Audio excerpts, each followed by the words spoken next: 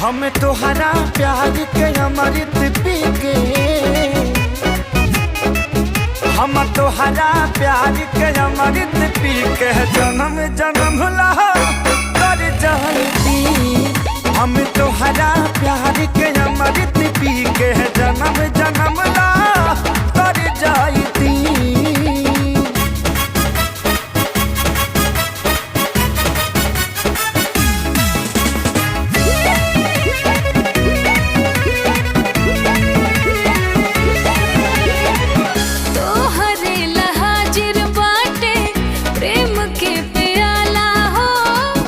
बड़े में हर बान हम पे गजब ऊपर वाला।